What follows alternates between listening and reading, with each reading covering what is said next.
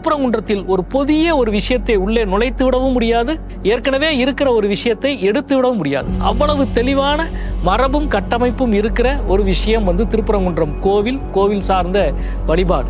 காலகாலமாக அங்கே இந்த அறநிலையத்துறையால் தீபம் ஏற்றப்பட்டு கொண்டிருக்கிறது, மக்கள் வழிபாடு நடத்தி கொண்டிருக்கிறார்கள். இப்பொழுது புதிதாக ஒரு இடத்தில் தீபம் ஏற்ற வேண்டும் என்று ஒரு பிரச்சனையை கிளப்பி அது நீதிமன்றத்தின் வாயிலாக ஒரு தீர்ப்பாக வருகிறது. திருப்பரங்குன்றத்தில் நான் கோயிலின் பாரம்பரியத்தை பாதுகாக்க முடிவு செய்தேன். ஆனால் அது ஒரு மத தலைவராக அல்ல, ஒரு முதல்வராக.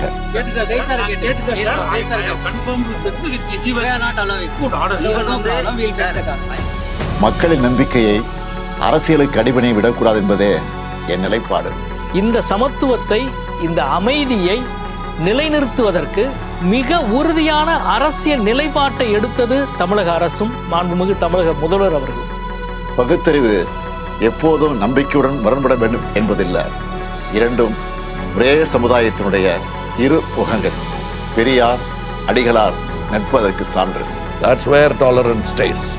Accept your friend, accept your Muslim, accept your Christian, accept your Hindu.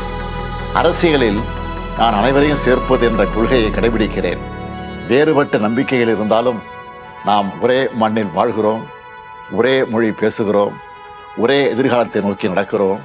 அதுவே திராவிட இயக்கத்தினுடைய உயிர் நாடி.